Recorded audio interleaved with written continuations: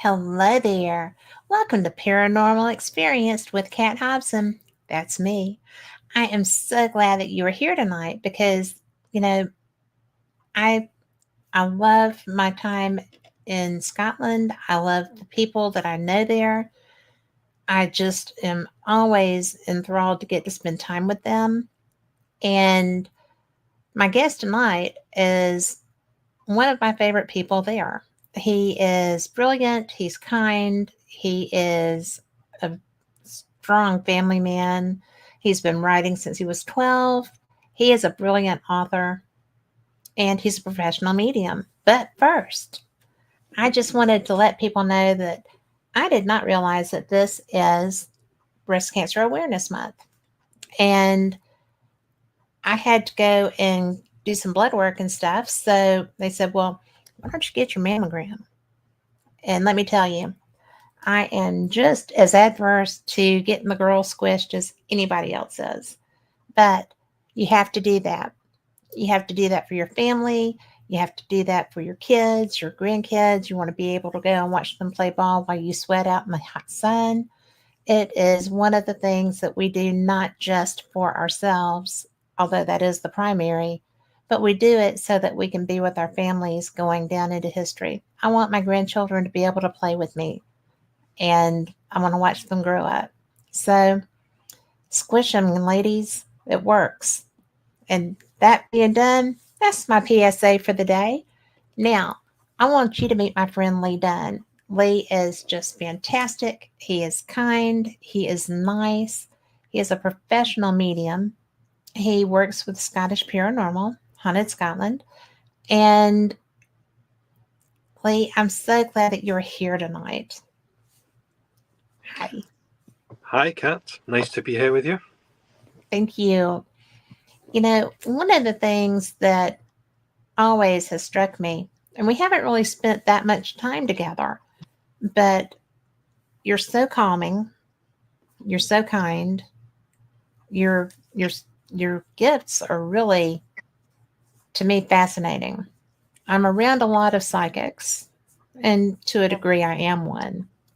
I am not in any shape, form, or fashion that I'm aware of a medium. I don't see them often. Sometimes I do.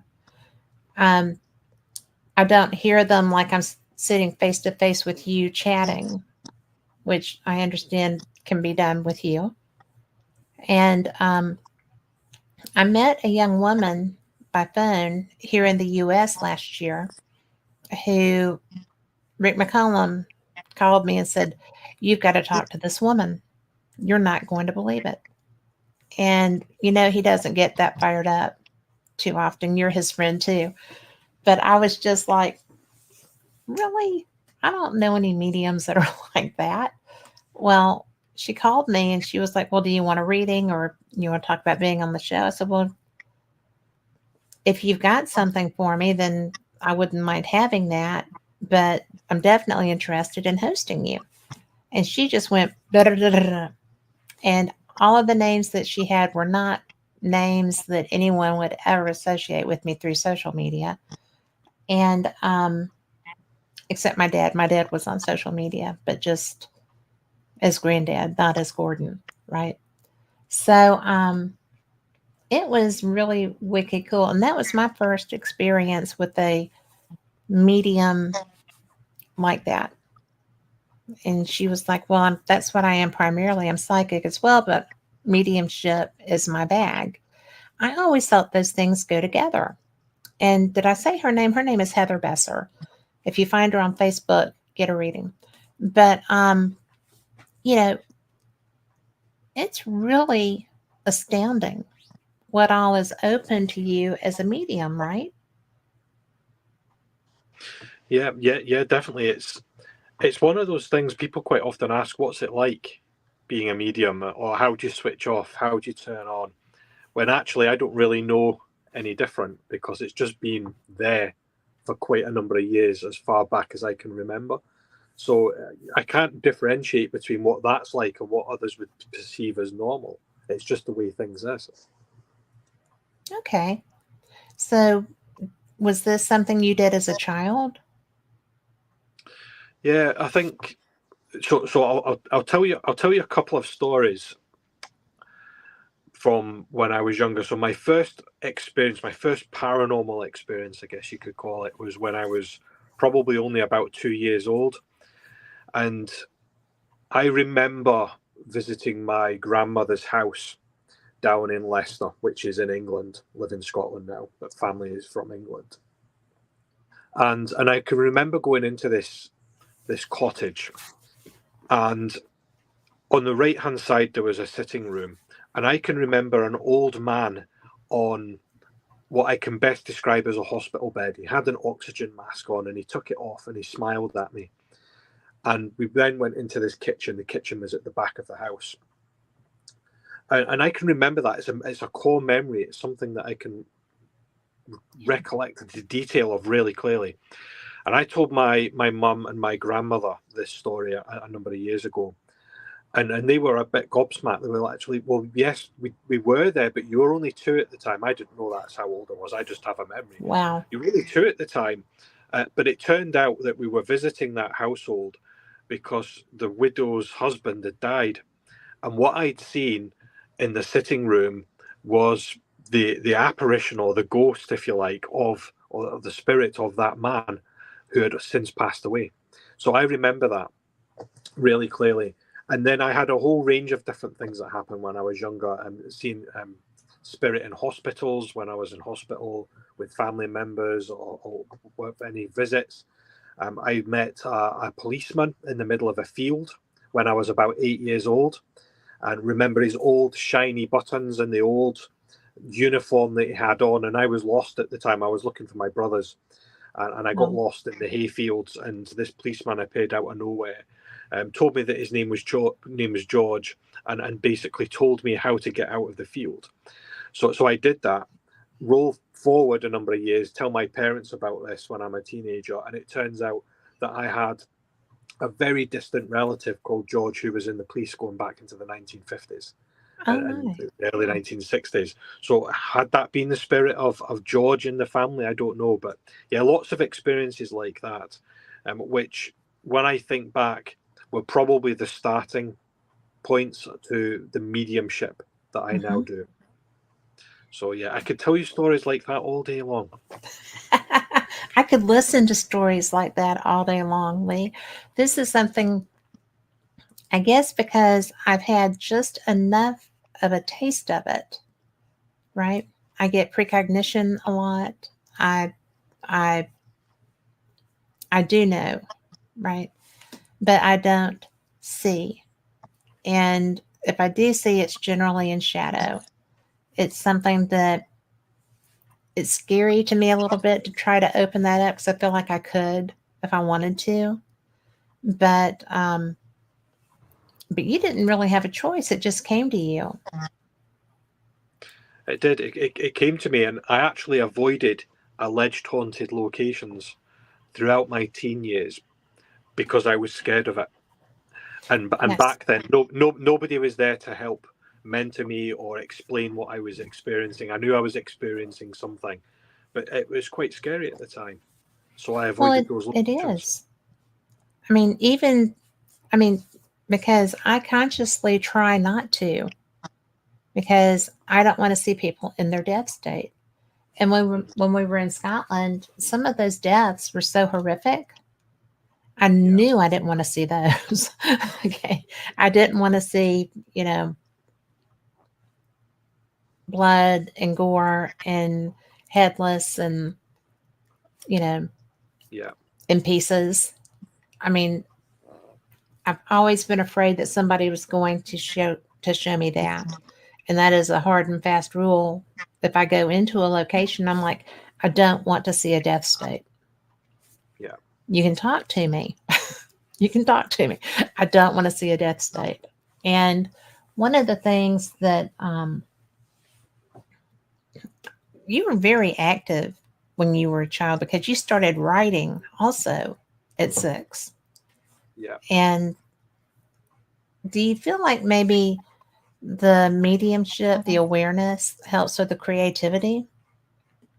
yeah, yeah. Absolutely. And I remember Christmas, I was probably only about maybe 11 years old, something like that. I was given my first typewriter, like an old typewriter, clicky keys and Yes. movable parts and all of that kind of stuff.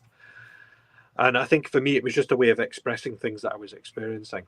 So for some, they would perhaps express through art, some through music. For me, it Yeah. was the written word, and trying to explore stories. And that's always stayed with me as well. And even today, when I'm talking about paranormal experiences, or if I'm on location where there's alleged hauntings, it's very much about the stories of the people that have lived there and worked there and died there. So it's beyond just the spirit that are perhaps haunting a location, it's the background of that. And for me, that fascinates me. So Hmm. absolutely, and I quite often say to people, I've been researching the paranormal for 30 odd years, and I'll disclose my age. I'm 45, and they're like, "So you were 15 when you started paranormal investigation?"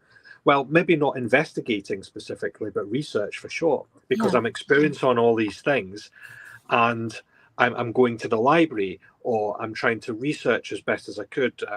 Back then, the internet wasn't available, so it was in the Right. library. It was reading. It was with books in my hand, looking at text, looking at literature, and of course, then expressing that in other literature forms that I'm creating. So that Hmm. was how I got into that. So yeah, it's one of these things that's always stayed with me, Hmm. and even now. So I can talk a bit more about this later if you want. So I'm writing a new book now, which I call the Codex Spiritum, which is a directory of mediumship and paranormal research and investigation. And I could quite easily create that and put it online and have a searchable database or a library online. But actually, I want to write that as a book. I want that to be a physical thing that you can actually hold. You can flick through the pages. You can look up the index, because that's really important for me, because That that's where index I is came from. huge. Absolutely. And that's where I came from. It's immersed in literature, immersed in books, writing and expressing in the written word. So why would I want to change that? That's just who I am as a person. Well, and I like that. I like to have a tangible. You know, I'm a reader, so that to me is the only way to go.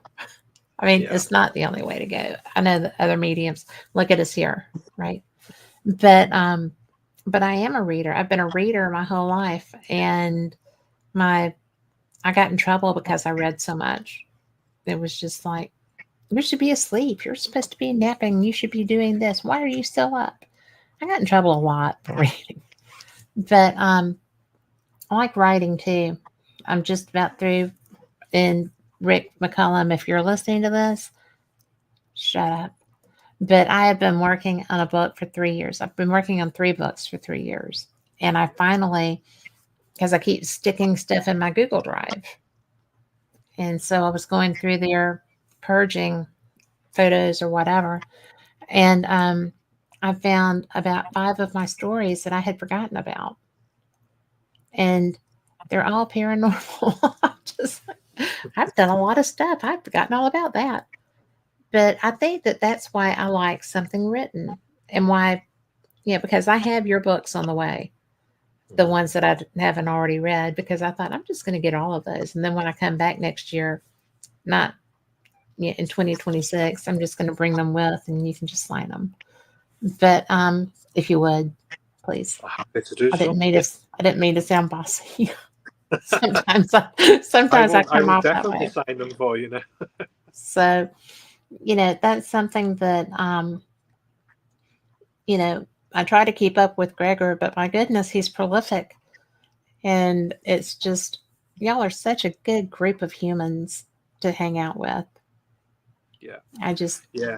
And Greg is the same. Ryan is the same. yes, Um, Rick is the same as well. And you're doing this too. We all have these experiences and this knowledge that we've gained over the many years that we've been doing this, and we want to let others know about that, and give people the opportunity to learn from that as well. And I think that's why we all have that interest to put those words down on paper, because we want to express it. And without a well, I doubt, that's agree because, how many people have you run into that when you say, "Oh, well, I'm with Scottish Paranormal," or I'm a medium," and they're like, "Oh my God, how do you do that?" And I get that a lot. You Yeah, know, how can you possibly do that? It's so terrifying. It's like it's not terrifying. It's like that video that my cousin wanted me to look at last night that we talked about. It's just a woman walking through a family member's home. yeah, And the funny part was in the comments on that video, people were like, "Oh, look, that's Pug. She's on her way to the kitchen to get a snack. That's the door she always used." And, different people were saying this, and other people were like, "Ah, yeah, you've got to burn that house down. You need to move." And I'm like, why would you do that? She'd still do that. If the house wasn't there, she would still walk her path, right? They yeah, do that? yeah, yeah. Absolutely, they will continue to do what they've always done, and I'm a great believer that spirit, when we pass, we go into a period of reflection. For me, the meaning of life is to learn lessons, and some of those lessons we perhaps we know, or we are aware of them. Others we don't know. Our soul is learning. We go into this period of reflection, and we reflect on the life that we've had, and we'll do that individually in spirit. We'll do that with others in spirit, so perhaps other family members or friends or acquaintances. We'll connect with their souls and reflect, but we also do it by revisiting those that are still here on this earth plane, or Hmm. we'll also potentially visit a location that we've perhaps lived in or worked in or died in, and we'll learn from those lessons as well. And for me, that's why we have those visitations coming back from spirit, because it's spirit learning and reflecting. And Interesting. that's my belief anyway, and that's based on the experiences that I've had, conversations I've had with other people over the many years that I've been doing this, and also the literature as well. So that's where I come from with that. Well, that's really cool. When my mom started to, well, she had Alzheimer's and she was coming and going, and things were kind of in flux a lot. And I had gone and taken her to dinner, and we were talking, and she was like, "Well, tell me about your shows." And I said, "Well, I do Fate Magazine Radio and I do Paranormal Experience." She said, "Don't you hate it when they're just standing there?" And I'm like, "Who?" She's like, "Well, when you're trying to go to sleep and they're all just lined up by your bed." And I'm like, "Really? Do you hate that?" And she's like, "When I was little, I would just tell them I was tired and trying to go to sleep. They needed to go talk to my mom." So they would some. And I'm like, "Grandma, too?" It's the first I knew, right? Yeah, And I said, "I don't get them lined up by my bed, but I do get them lined up in my head." So it's just, I don't see them. But then again, I've kind of put out, "Don't show me." So maybe that's why. But yeah, I thought that was so weird that at that point in her life was the first time that we were talking about this. yeah, And even when she started getting worse, she was still in touch with that. And I thought, this is bizarre. This is really bizarre. Because my grandma, I always laugh and say my grandma was New Age before there was New Age. She was horoscopes and talking to people that had skill sets and stuff like that. So it's just, I don't know. Do you have them line up by your bed to talk to you? I mean, well, it's been known to happen. get Yeah, out. if I've been out doing any work with spirit, especially on a location, my wife will always say to me when I get home, whether it's 4 o'clock in the morning or 10 o'clock in the morning, she'll always say, "Have you closed down?" So what does that mean? Well, when I go to work with spirit, I always open up. So that's my way of saying, "Da da, here I am, come and work with me." When I finish, I'm like, "Okay, I'm finished working with you now. Leave me alone."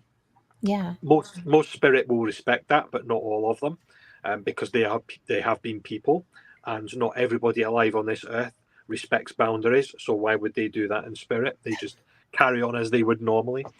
So yeah, I've got home and tried to go to sleep in the morning, at the early hours of the morning, and we've had things happen. I've had TVs come on, I've had lights come on, the dog starts barking. I've even had shared dreams with my wife. I've woken up from a Wow. nightmare, and my wife has also woken at the same time and experienced a similar or not the same dream. So yeah, so there's definitely something there, and it's not unusual for me to wake up and like yourself, sometimes I see them, sometimes I don't. It just depends.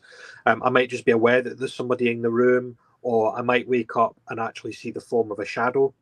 And I know, and when I see spirit in shadow form, for me, it's a bit like looking at a sheet of paper. So you can Hmm. see the silhouette, but if you turn the paper on its side, it's so thin, there's no substance to it. So Yeah. it's almost like they're two-dimensional, this silhouette. So I see that in the room as well. And usually that happens if I'm going to be doing a reading or if I'm going to be going on location. It's almost like spirit know that that's going to happen. And Hmm. they come in They do. sometimes days before, sometimes even weeks before, and it can build up over time. There could be a pattern, and spirit for me always work in a pattern. They don't do anything by random effect. Everything is done in a pattern. So if I'm aware that spirit visits in the middle of the night, then it means that I'm going to get a whole range of other things that happen, and to the build up of them making themselves known, whether it's on location or in a reading. So yeah, it is definitely a thing for me, and I know it's a thing Okay. for others as well.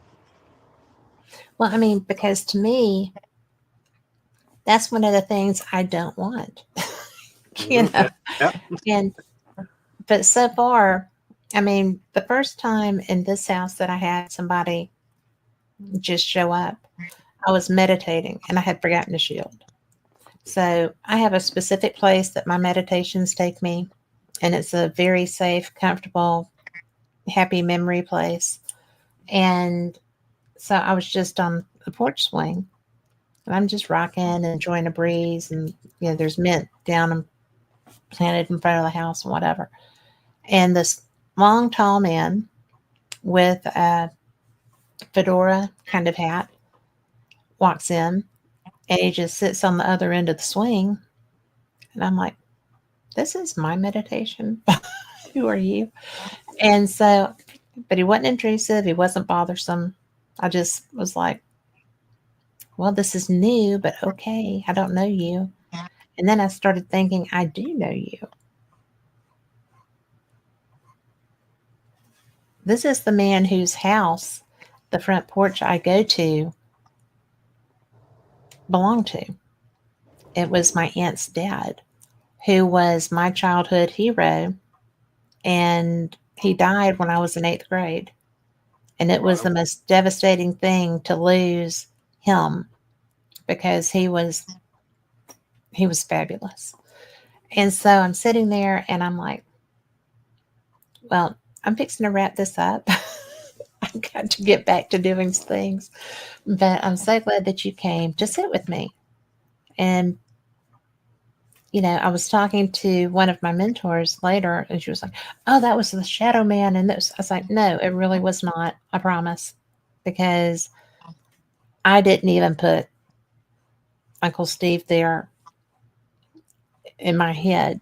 I mean, I'm just sitting on a swing on somebody's front porch, smelling the mint and, contemplating. So, but that was my first time to have somebody intrude like that because usually I do guard pretty well. And Yeah. I don't know what it would be like to be you and have so many. And I guess my mom had so many, you know, but she Yeah. was talking about when she was a child, them doing that. Yeah. Yeah. It's like I say. I think for me, I don't really know any different. In fact, I would probably actually feel like something was missing from my life Yeah, if it stopped. And occasionally it does stop as well. really. If I'm particularly busy or with life and family or preoccupied, it's almost like it goes quiet. Or there's periods where it goes quiet. It can happen if I'm sick or feeling unwell. If my Yeah. energy is low, it's almost like spirit doesn't have enough energy themselves to manifest, or they just back off completely because they recognize that I'm not in a great place to receive them. It doesn't completely stop, but it does. It can go quiet for days or a couple of weeks, and then it builds up again, and some things come in, and it happens unexpectedly. You're in that meditation there, Kat, and you didn't expect to have that No. encounter, and that's what happens as well. And I always say this, 9 times out of 10, I'll go into a location or I'll be in a place and I'll say, "Is the spirit there?" And I might see something or experiencing something. It's actually when I least expect it, when I'm moving between rooms or when I'm not actively calling out. And it's exactly the same way in receiving information from spirit. If they provide information, sometimes I hear them, sometimes it's just a precognizance. I'll just know, I'm just aware, or a sentience. And I always say to people, it's a bit like lasagna or garlic bread or spaghetti bolognese. You weren't thinking about Italian food a few minutes ago, but now you are, because I planted that in your head. Yeah. So when your brain is thinking about certain things and then something happens, well, perhaps that's your brain that's just giving you that. But when something sudden and random comes in that you didn't expect, then for me, that's likely to be an encounter with spirit, as you Yeah. encountered it in your meditation. It was very comforting to me because it was somebody, that it was somebody that belonged in that swing. So, because we spent many days, many afternoons swinging together. And, Yeah. One of the things that I find interesting is that was before I set my rule. Because after that, I was like, I got to have rules. I can't have just anybody doing this. And they don't always they don't always show me, but a lot of times there's a physical manifestation, especially if I'm on an investigation. Do you have that happen? Like something happens that lets you know someone is there without seeing them, or do you just generally see them? Yeah. So I'm a great believer in spirit guides, whether it's a universal guide, whether it's the universe itself, whether it's a family member or a loved one. And I used to do this thing. I don't do it quite so much now, but I used to do this thing when I was going on a location. So I would be driving from A to B, and I would quite often say, as I'm opening up, if spirit's with me, if my guides are with me, show me a yellow car. So a Yeah. yellow vehicle. I want to see a yellow vehicle. It doesn't have to be a car. It could be a truck or a van or some other kind of vehicle. I say, show me a yellow vehicle, and when I see that, I will know that you're with me. And usually I would. And yellow vehicles in Scotland are not that frequent. They are there, Mm-hmm. but you don't see them frequently. And or you didn't back when I did this anyway. Perhaps more frequently now. Right. But yeah, I would see that. So I would look for those signs, and then when I'm in location, I would ask spirit to give me certain signs and symbols. A lot of the things that I experience are signs and symbols that I can associate into messages, and I've worked for a number of years in that way. One of the tells, in fact, I've got two tells. There's one that I experience and one that other people see me doing, and I don't realize I'm doing it. I go cold on the back of my neck. So if you imagine like dry ice on the back of your neck, so it's not wet, it's just cold. When I Yes. feel that, I know that spirit is coming around me, and I know that spirit is manifesting to do something, whether it's to let themselves be seen or heard, or whether physically going to interact. But my friends and those that know me well will also see me fidget. So I don't know why I do this. It's like my hands go a bit like this, Yeah. and they'll say, "You're picking something up." And I haven't even said anything, but they'll just know by my face or by me doing this that something's happening. So there's little tells and little things like this that I do consciously and subconsciously when spirit connects. I do the fidget thing. Oh, do you? Right, I that's I interesting. do. And it's almost an an anxious fidget. It's like, I don't know. It just is. But Yeah. the strangest thing I've had happen was doing a investigation, and I told there was a soul collector kind of ghost at this site, and all of the other spirits there were just like, oh, no, we can't do anything. And I was just like, you can do something because you're human spirits, and so is that. And the only thing that has any dominion over you is God. So if you want to leave this structure, you can leave. And they were all like, oh. And then they were like, well, okay, you know, and whatever person that was, I mean, I got rushed. Like my hair blew back, everything did. And it was funny because we were filming, and I had a gentleman sitting on either side of me, and they were gone. And I'm like, you just left me? Really? You left me? And it was, that was the most physical, tangible, physical thing that had happened to that point. And it wasn't scary, but it was upset. And it was not really a cold wind, it was just wind. And Yeah. it felt kind of like a breath, but it was just like, it reminded me when I saw the movie years later, um, in Harry Potter, when the Dementor goes through him, Mhm. when is it the Dementor or is it the Dark Lord? But anyway, when that goes through Harry Potter, and it's just like, ah, that kind of thing. And I was Yeah. just like, glad my big, strong men stood right there with me through the end. I Yeah. still razz them when I see them about that. But, but they were taken aback by, I was taken aback by that. I did not expect, I knew it was getting upset because I was telling them they could go. But for that to happen surprised me. Kind of Yeah. cool, but kind of surprising. Oh, they do like a surprise. Did you visit the Niddry Street vaults in Edinburgh when you were over? Did you have the chance to Um, visit them? I did go in the vaults the first time, Okay. but I didn't really understand the draw for them because I really like to go into places kind of cold. Yeah. And because this was supposed to be an investigation, I didn't know it was just a tour. Mhm. And so I didn't know very much going down there. And I got more in the actual living environment than I Yeah. did in the underground. The vaults. Yeah.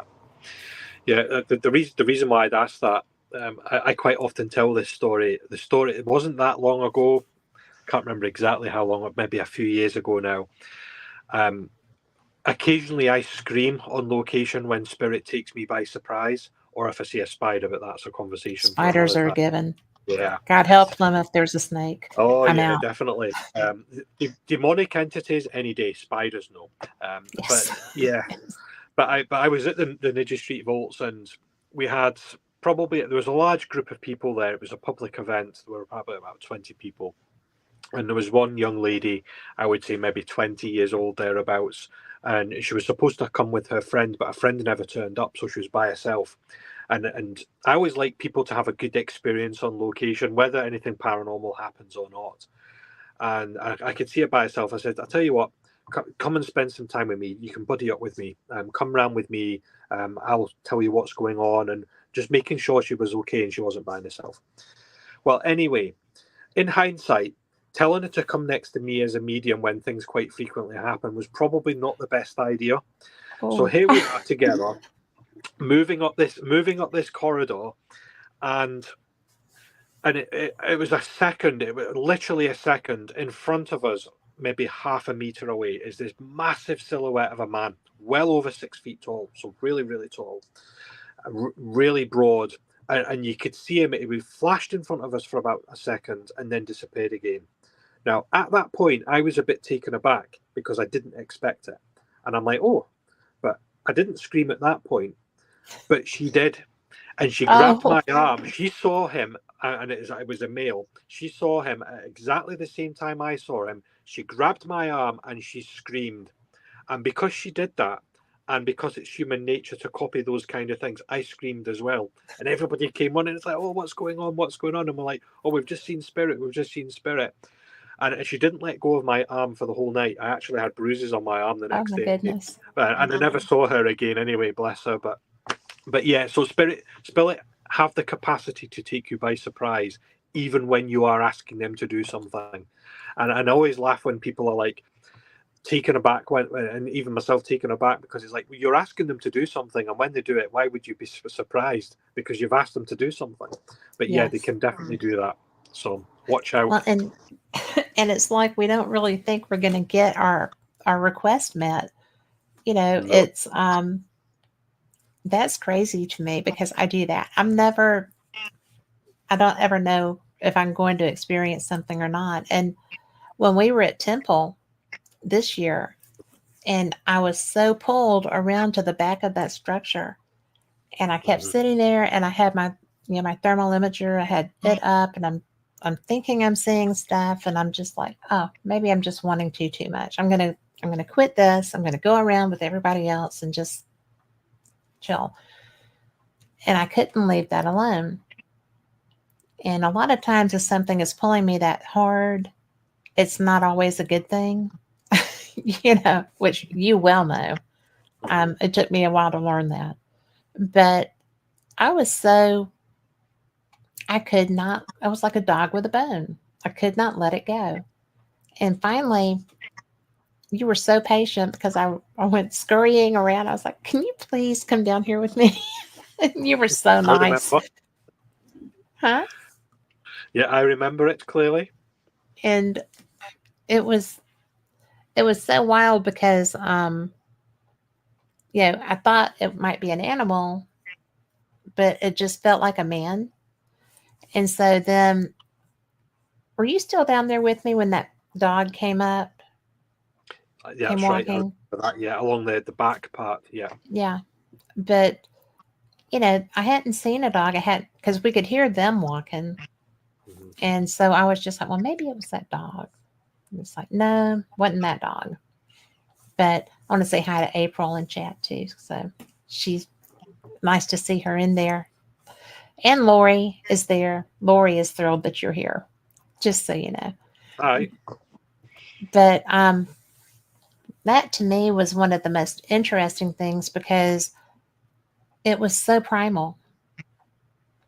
And then everything else was so ancient.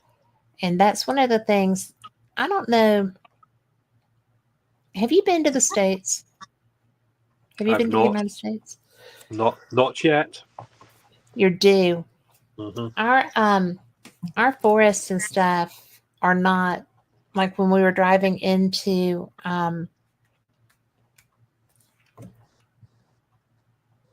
good Lord, the one that's Mingus, which Oh by the yeah. way, I found a Mingus Creek here that's spelled Mingus. So I took a picture of that just for Greg. But and for everyone listening, if you've seen it in a sign or something, you're going to say Menzies, but it's Mingus when you're there. The forest as you're driving through there it is primeval. It is ancient. The needles on the trees are like huge in length. And I was going through some of my video from that the other day and I thought, oh, look how beautiful that is. But when you're in an outdoor environment, or are you often in forests and stuff when you're out?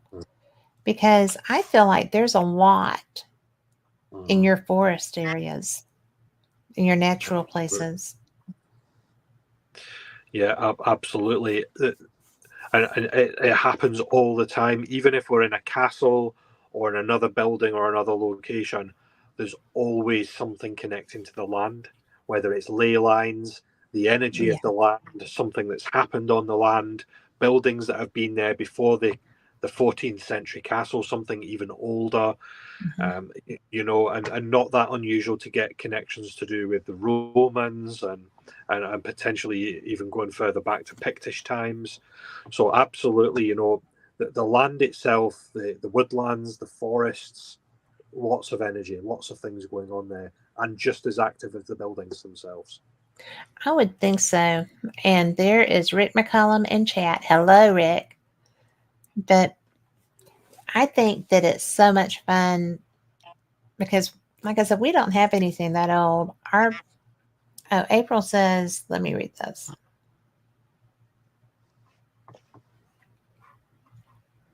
Oh, so April is a really great mom, and she has all these children. They're great too. She says that when camping in a state park this weekend, and Micah saw a tall, dark building in the being in the forest, and do a picture of what he saw. And she sent it to my friend Denise, her cousin. And April, was it a human figure or was it an animal figure? We'll wait on that. But I was just curious because I know kelpies are in the water. I know fairies are in glens and pretty much anywhere because they are here. But do you have anything? Have you come across anything when you were in an outdoor environment that you felt was like, oh, this is really strong and I'm not sure what I think of this? Mm-hmm. Yeah, and I always refer to them as elemental energies. Mm-hmm. But don't get me wrong. There's human souls and human spirit in those locations as well. But Sure. but there's something else out there as well. I call them elementals. Whether you want to call them fairies, leprechauns, trolls, quite often captured in folklore and Yes. historic tales. So those kind of energies, yes, I've encountered them before, without a doubt. Was there something in particular that took you aback? So I'll tell you a quick story of building. You can tell me a long story. Everybody's loving your accent anyway. Yeah. Oh, good. Building. So I did an investigation at an old tower house. It's a 14th century tower house, so dating back to the 1300s in Scotland. And I was there with a couple of friends. In fact, Linda Whiteford, I think you know Linda. So I was there with Linda and a couple of other friends, and it was the start of a new year. There was a ground frost. There's been a little bit of snowfall. There was old-fashioned street lamps winding down a driveway. There's a cottage. There's this old tower house, which is a tower which is 4 stories high. And it was a scene like out of the Chronicles of Narnia and The Lion and the Witch and the Wardrobe. Oh, yes. It was magical. It was magical. And we stayed in the tower house, and it was the most bizarre energy. The land itself in the tower house, it was just really strange. And I'll cut a long story short because I could talk about this all night. Each floor in the tower house had an internal phone system, so you can't phone outside of the building. It's literally like an intercom, so you can talk from one room to the next, internal only. And there was about 5 or 6 of us there. We're in the 3rd story bedroom, and the phone starts to call us. The phone's ringing, and it's like, well, that's odd because there's nobody else in the building, and we're all together in this one room. So everybody's like, who's going to answer that? And I'm like, I'm not answering it. So anyway, somebody else answered the phone. And you could hear this growl down the phone. So my friend slams the phone down, and we're all a bit like, oh, that's a bit weird. And, you get to a point in an investigation, don't you, sometimes, you're like, time for a break. Let's have a break. This was one of those times. Let's have a break. So a couple of people went down to the 2nd floor, which was where the Great Hall was. Myself and somebody else went down to the basement, which is where the kitchen was. And we were making coffee and tea, and I said, I'm going to call that bedroom back on the phone and see if anybody answers it. So I phone it, and it's engaged. It's like, that's strange, that's engaged. So I put the phone back down in the kitchen, and then the phone starts ringing again, and like, oh no, this is bizarre, something's going on. But the other thing as well is the place was covered in dead flies. There was flies everywhere, dead flies, and we all felt really odd. We stayed the first night. It was a 2-night event. The first night we all slept in separate bedrooms. In the middle of the night, I could hear children crying. I was aware of a presence in the room. There was a lady at the bottom of the bed, talking of people being in the bedroom at night, so the bottom of the bed, spirit of this lady. But we also had these strange wet footprints on the stone staircase. And we were out in the grounds. There was a stream under the ground. The land itself felt really bizarre. Anyway, we captured all of this. And I sent the case to a demonologist friend. And he looked at it, and he actually thinks that we had an elemental energy, and possibly the elemental energy of a troll.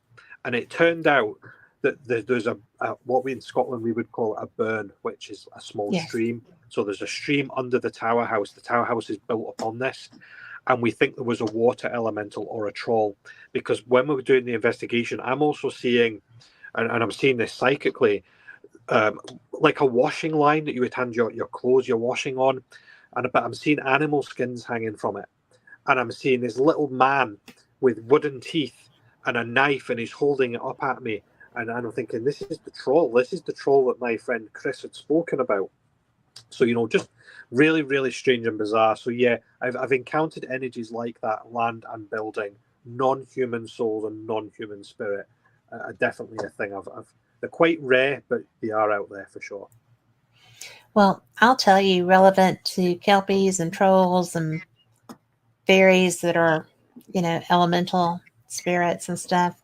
When I was there the first time, I bought children's books for my grandchildren and brought them home. And I'm so glad that I read the first. Because the stuff that y'all write for your children is terrifying. It was so funny. One of them was on kelpies, and I knew the history of kelpies, but I didn't think that a children's book would be full descriptions of what kelpies do.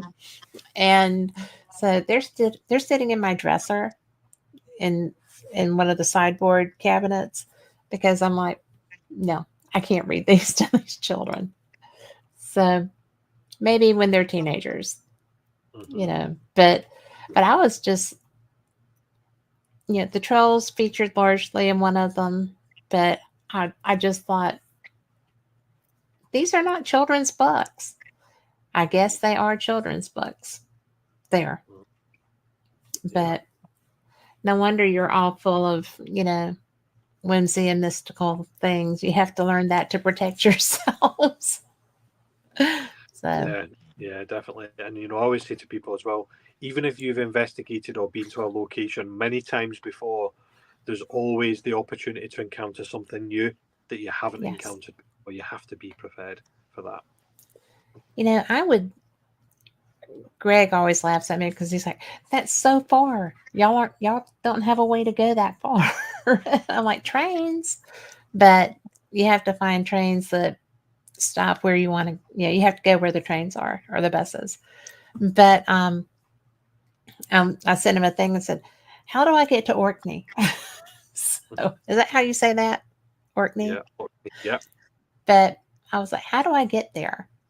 And I know that poor Greg Stewart, every time he sees a message coming through from me, goes, oi, no, what is she wanting to go do now? But your country's so beautiful, and you have so much cool stuff to go and investigate, and you have so many legends, and you have so much rich history.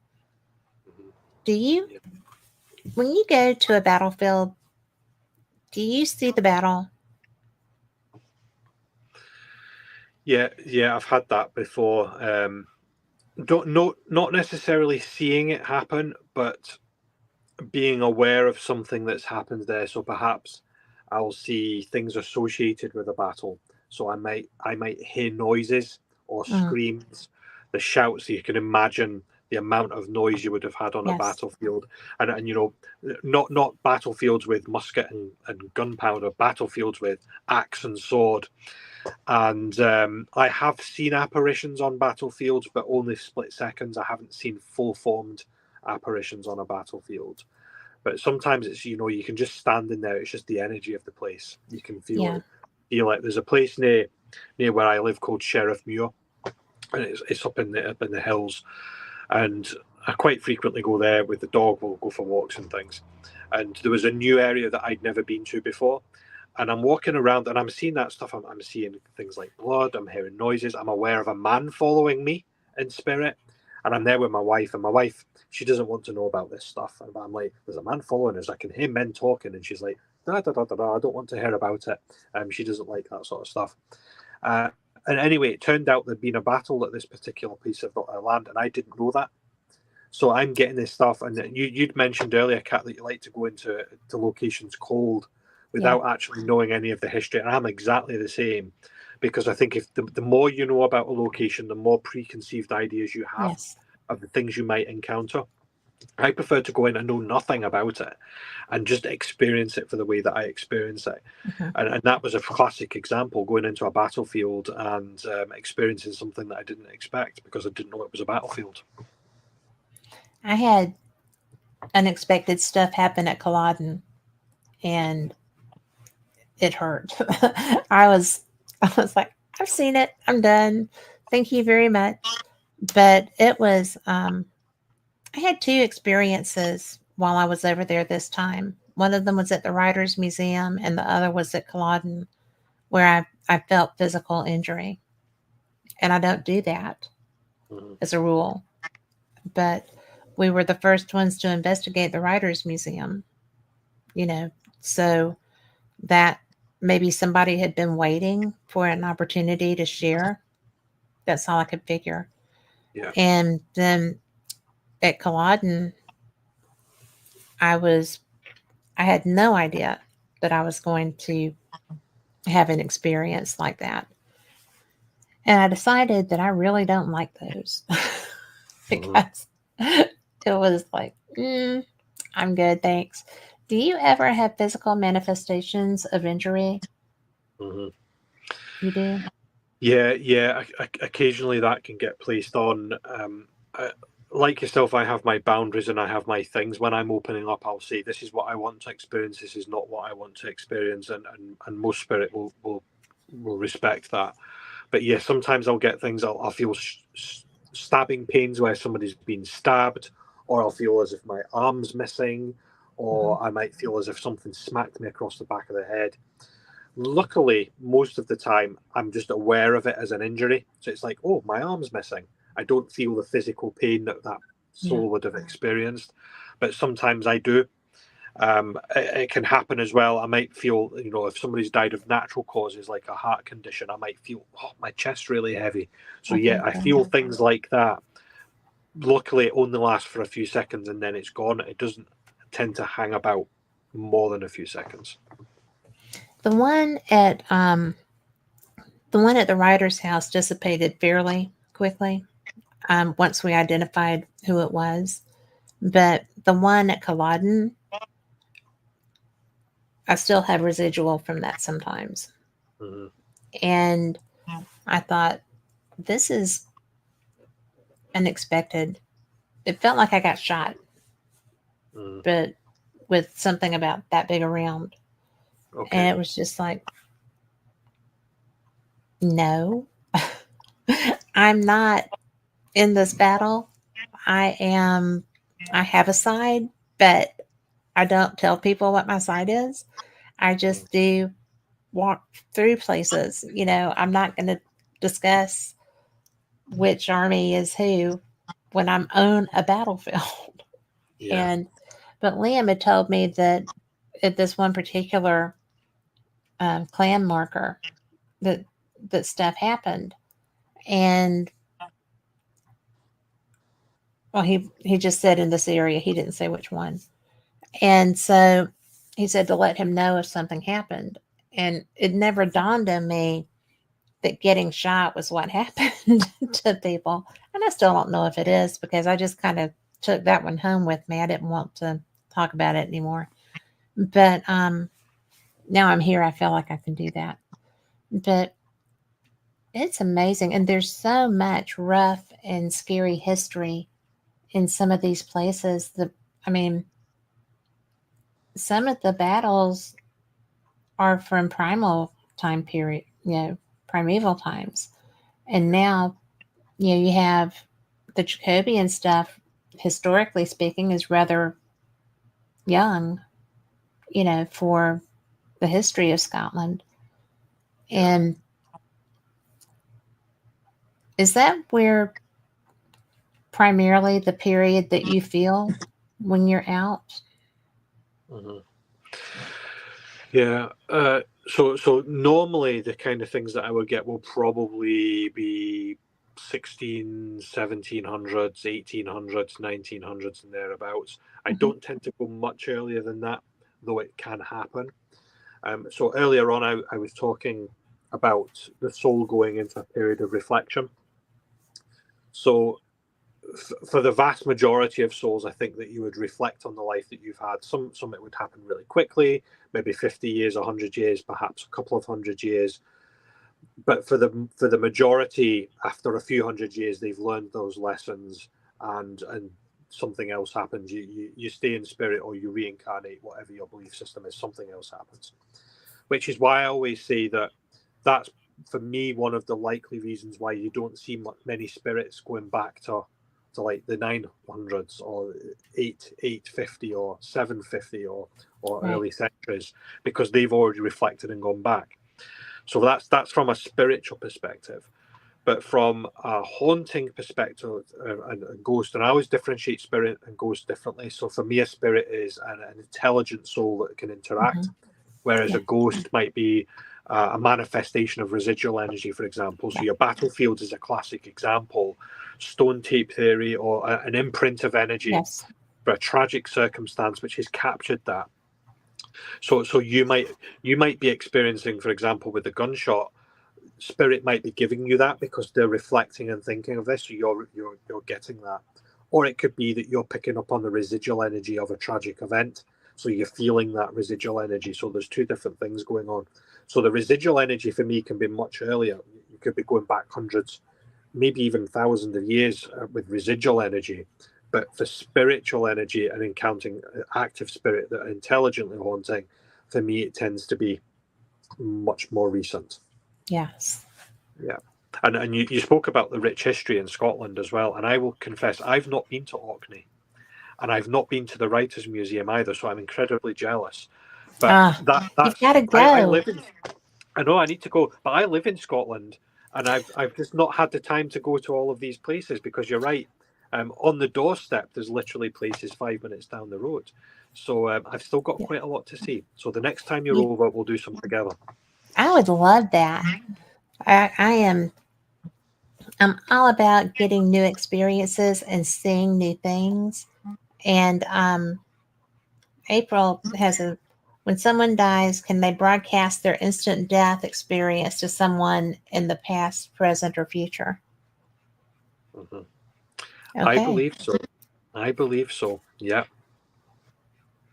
That's Yeah. interesting. The Which way path would you? the path is an interesting one. Greg and I quite often have a debate over time travel, but again, that's a conversation for another day. But Well, I've encountered spirit, and they can show themselves in different time periods as well. So, and I've also had spirit appear in black and white. So yeah, I do think that they can broadcast, they can connect instantly, they can make their passing known to others, and they can do that in different time periods, or what you'd perceive as a different time period. Absolutely. who would they be interested in showing that to? So I guess it depends. So loved ones, perhaps, or if there is somebody close by whom is open and sensitive. I always say spirit are like water; they take the path of least resistance. Yeah, So if there's I somebody agree. close by, spirit will be like, oh, they can experience something that I can give them. I want to communicate. So you might pick up on that. You don't necessarily even have to be connected as a family member or a friend or an acquaintance. So yeah, it could be anybody that's close by, or it could be a loved one, and they want that loved one to know that they've passed, and lots of different reasons as to why that might be the case. She saw his dad, saw my dad when she was 13, but he didn't die until she was 15. Mm-hmm. Yeah, Interesting. it's possible. You know, That would be who clairvoyant. has Yeah, who has the authority or the expertise, I guess, to say yes or no to these things? You have to be open minded, You and do. you know, the vast majority of people watching this have probably had some kind of personal experience or interest. So yeah, so anything could happen, and I've had spirit connect before they've passed over.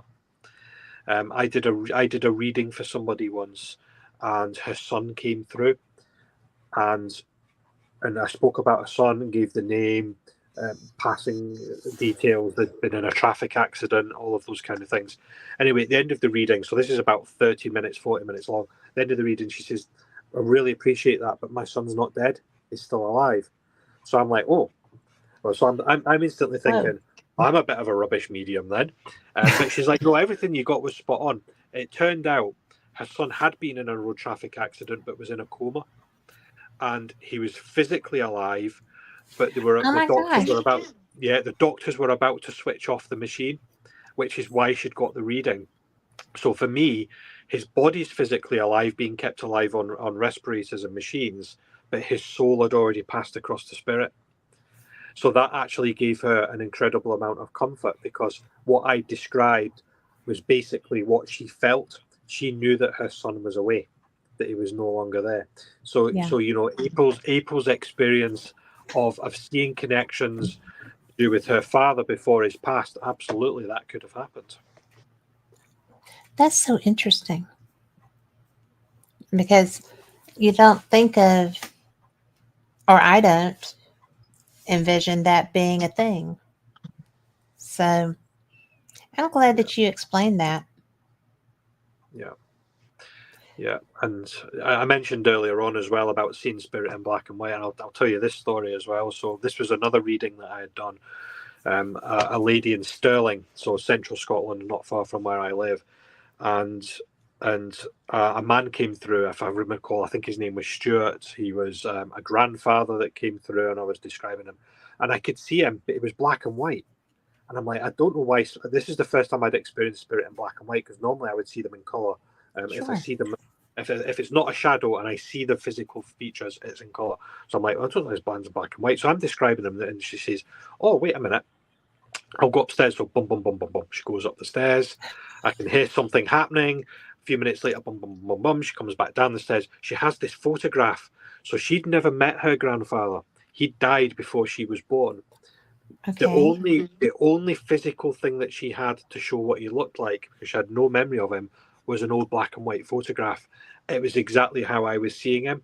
So her grandfather had shown himself to me in a way that she would understand, because she could Yes. see the black and white photograph.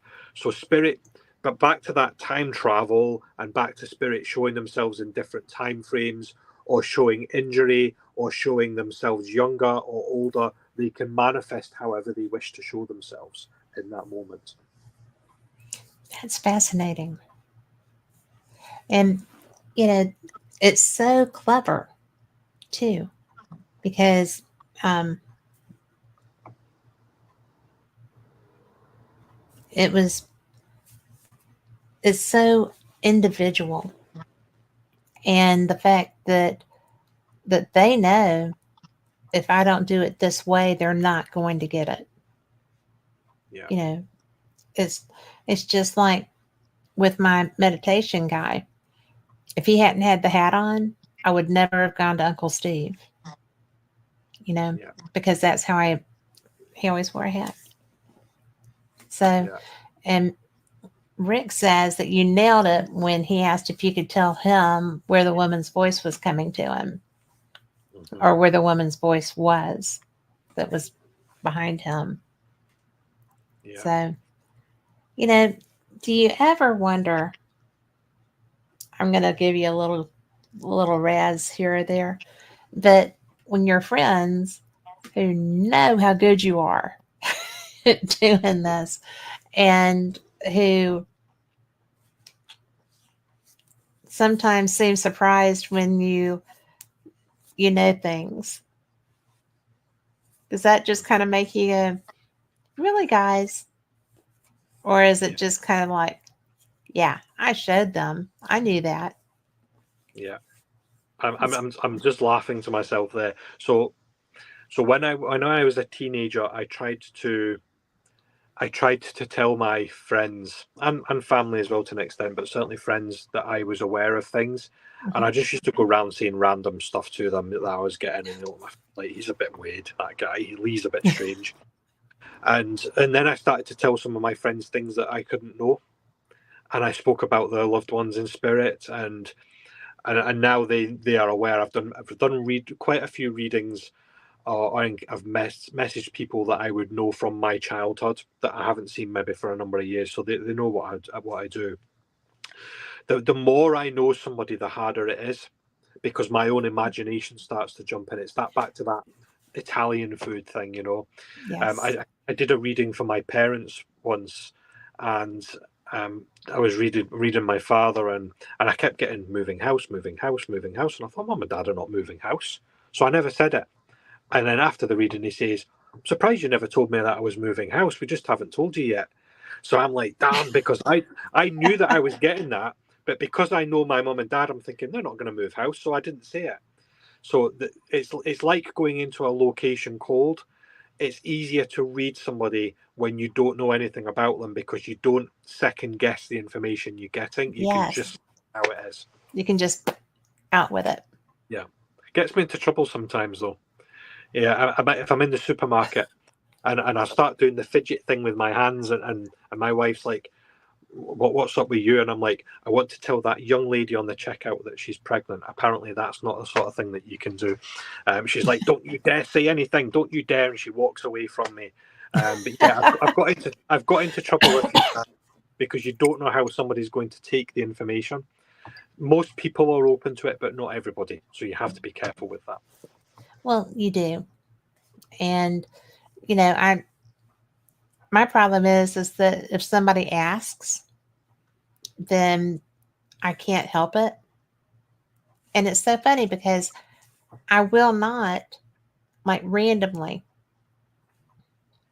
I won't just read somebody again. No death dates, there are rules, you can't do this. But if somebody comes up and asks me something, and I'm just like, why would you ask me that? Especially because I don't tell anybody, right? I don't bill myself or anything. And so it drives me crazy. That's when the fidgets start. And I'm just like, why would you ask me this? Well, and I had one girl say, because I really need to know. And I was just like, no, you really don't. you know, no, don't ask me.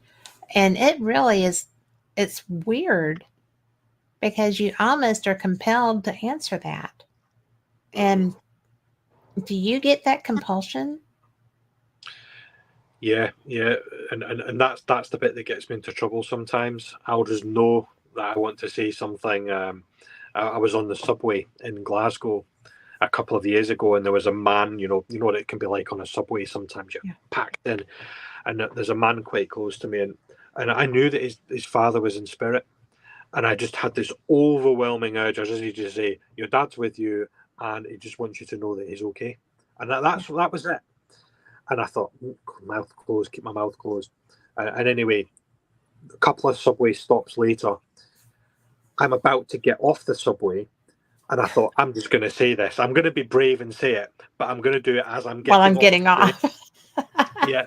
And I said to him, I said, oh, by the way, your dad's with you. I can't remember what the name was now. And I mentioned the name, and I said, he wants you to know that he's with you and he's fine. Anyway, I get off the train, and I turn just as the doors are sliding shut, and I could see the man standing like, looking at me like this. So yeah, there was another story with the police, but I won't go into that one as well. But yeah, Oh my. so unless you want to, because I did say that I'm happy to talk about anything. I But I so want to. yeah, I I do can so talk want about to. that. Yeah. Oh, my light's just gone off. It's gone a bit dark. But yeah, so yeah, and you're absolutely right. People come up to me all the time, people that I know, and strangers as well, and they'll ask me to tell them things. And I think sometimes people want to know because they want to know something, but sometimes they actually want to validate something they're already Yeah. thinking. But you have to be careful because you don't always get what you ask for. And I always That's make that true. clear to people. You know, a classic example, one of the top questions somebody might ask me is, am I going to move house, or am I getting a new home or a new car or a new job? And I'm like, sorry, no. And they're like, oh. And I'm like, well, you did ask me, and I told you you're not getting one. You have to wait for another 2 years before you get the house that you want. And they're like, oh, right, okay then. And they get a bit annoyed because that's not the answer they wanted. They wanted me to say, Yeah. yeah, you get a new house next month. Well, actually, no, you're not. I can only tell you what spirit gives me. Or I might actually say, actually, I don't know the answer to that. And, you know, that's the thing as well, because I'm only human as well. I do not know the answer to every question that somebody poses to me. And, you know, people send me messages, can you tell me where my car keys are? I've lost my keys. No, I don't know where your car keys are. Get an You air know? tag. Yeah, if Spirit was going to come and tell me things, they're not going to tell me where your car keys are. They would tell me the meaning of life or something much more profound. So yeah, so that is a thing. Sometimes. Sometimes. I still haven't gotten the meaning of life answer. No. So, It's of course, different I'm for not everyone. you either. That's the problem. Yeah, Everybody has their own meaning. exactly. So Yeah. we're And either potentially lots of meanings, you know. The meaning of yeah. life for somebody there could be 20 meanings of life for somebody, whereas somebody else might have 5. And April says, or like me, when someone on this show told me I was moving after I had just moved a few months before, and they were right. That must have been you, Lee. That one wasn't me. So, but you know, it's so bizarre because I'm not very good at doing my own thing. Do you know for yourself? Oh well. So yes and no is the answer to that. So the big answer is no. I can't predict things for myself. I don't know why that is the case. I just can't do it. I think Probably it because I keeps us know honest. and I know myself too well as well. So it's back to that, you know, cold knowing things. So I know Yes. myself too well. But what can happen sometimes, and this is really bizarre actually, and I need to investigate this more. I need to speak to other mediums to see if this happens. Maybe if anybody's watching, that they can comment. Sometimes when I do a reading, or if I'm on location, or I pass on a message, I might say something to somebody, and what I tell them actually ends up happening to me. You know, and I'll just pick. This is just a random example that comes to mind. I might say to somebody, keep an eye on the tires on your car, because you're going to have a puncture. There's going to be a flat tire or a puncture. Literally a couple of hours later, I'll have a flat tire or a puncture. So it's almost like I'm seeing stuff, and because I'm reading them like that's for you, when actually Yeah. no, it's for me. So that happens occasionally as well, which can be a little bit, oh, I'm not quite sure if I like this sort of thing. Well, the good thing is that you don't know it's for you when you're doing it. So, Exactly. Yeah. you know, that's just kind of the balance maybe. I Exactly think right. that I think that it's so funny, but I do find it very disconcerting when, and especially if it's not someone who knows me, Mhm. right? It's just somebody that comes up and says, "Oh, you would know this," blah, blah, blah. And I'm like, "Why would you think I would know that? I am not a psychic. I mean, Mhm. why would you ask me that?" And especially if it's something personal, I'm just like, "Why would you go away? No, don't ask me this." Because I'm always afraid too that I'm going to be wrong. Yeah. You know, I mean, I don't want to give somebody life advice. Do you ever do that? Yes, but I try not to. And spirit don't often do it either. Not in my experience. I can't speak for other mediums. And you know, the number one reason why somebody would come for a reading is because they want to connect with somebody in spirit. The second reason is because they need guidance. Perhaps they're feeling a Hmm. bit lost, or they have a decision to make. They're not sure what they should do, what path to take. Right. And you know, in my experience, spirit never tells you what to do, because you've got free will and you have to make your own decisions. And I always say to people as well, I cannot predict the future. Sometimes things will happen, and yes, I might pick up on that and say this is going to happen, and occasionally there's nothing you can do about it. But most of the time, actually, spirit is like taking a photograph of your life, past, present, and future. And what they'll do is they'll say, based on the path that you are on, the things that you are doing right now, the things that you're saying, if you continue on that path, then this is what's going to happen. But you can change that path. You know, a classic example, I might tell a young lady she's going to have 10 children. And she might be like, oh, I'm not having 10 children. And she does something about that. And then she only has 2 children. Right. But if I hadn't have said anything, would she have had 10 children? Maybe. But because I've told her and I've intervened, it's changed things. So, yeah, so I do give people advice where I can, but it's always with a caveat. And it's always emphasized, you know, it's your decision to make. You have to make that decision. These are possible outcomes that might happen. But also to remember, you know, I'm a human at the same time, and I'm not infallible. You know, I make mistakes. So what I tell you might not happen, or it could be wrong. And you know that fear that you spoke about. If any mediums out there say I'm not scared or I'm not frightened of getting something wrong, then they're telling lies, because we're all frightened of getting something wrong. I think the real talent, if you like, is actually trying to see beyond that and having the confidence to be able to pass information on, if it's right or wrong. And you know, sometimes you might pass on information and the person you're passing it on to doesn't actually know. You could be talking about somebody that's passed. You know, families are incredibly complicated. So you're talking about a family member off a parent's side, or perhaps they've been adopted. They don't know what the lineage is, and That would be genealogy. Yeah. So you know, it's all of those things. You know, you just have to say it how it is. If the person receives it well and understands it, great. If they don't, move on. Well, I just try to get out of it. Because I don't have the confidence level to, you know. But one of the things that somebody came up to me and did that about was intensely personal, and I was just like, why would you even tell me that? Much less ask me to guide you on that. No. So, have you ever been, Lori?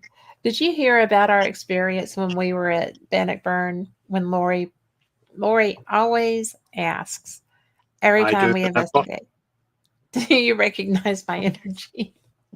It was like, oh yeah, you killed me.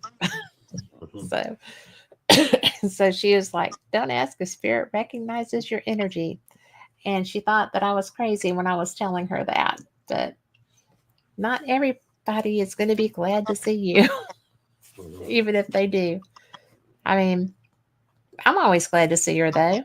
So there's that. So we travel well together. And we haven't killed each other yet. So, yay. So when you have children. Yep. And when you became a dad, this is sensitive. Is it okay? Yeah, sure. When you became a dad, do you guide your children based on your intuitiveness, your gift? Mm-hmm. Do they listen?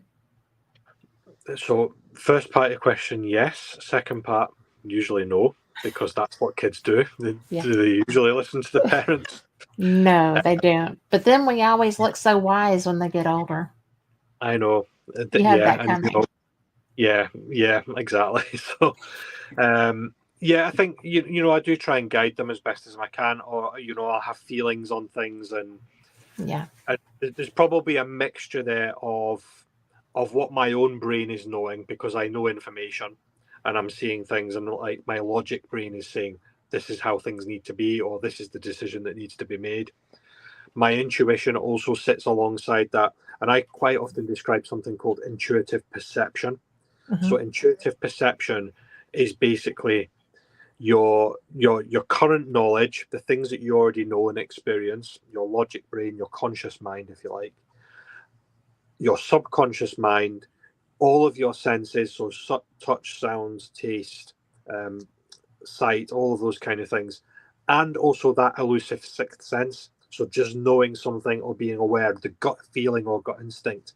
When you package all of that together, that's what I call intuitive perception. So it's making an informed decision. And you don't have to be a medium to do that. And I believe that everybody can do it. You know, I do. if everybody at some point in their life will just act on a gut feeling about something, it's that intuition that guides us. That's part of being human. I guess the difference with a medium, and for me occasionally, because I don't always get it right, is that I'm probably more aware of my intuition and I try to put my logic brain aside. So it's that whole head and heart argument. You know, sometimes your head says one thing, your heart or your instinct or your intuition, whatever you want to call it, tells you another thing. It's like, which one do you go with? I would probably be more inclined to go with my intuition rather than what my head always tells me. I would agree with that, because sometimes it's just, if you're too invested in a situation, it's going to be hard to go with your intuition. But that's usually probably when you most need to. And we have another question from April. Do you believe some things are a possible future, but others are set in stone? Yes, I do. Yeah. So the ones that are setting stone, that's what I call an anchor. So I believe that there are fixed points in time within our lifetime where certain things will happen, and they will happen for a reason. What that reason is, you know, it can be any number of things, but there are just some things that you can't escape. You know, I could talk to you about all different sorts of spiritual theories all night long. I quite often talk about something called a spiritual convergence.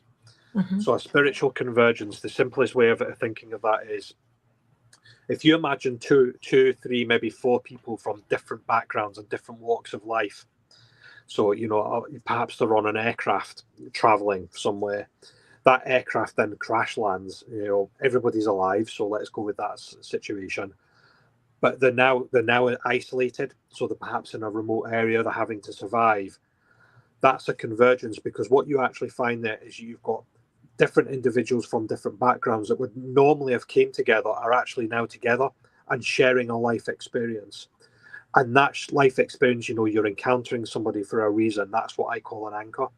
So some things will just happen for a reason, and there's nothing you can do about that. You can't predict it necessarily. It will just happen. But other things you can make decisions on. There will be things that you can control because you're actively making a decision.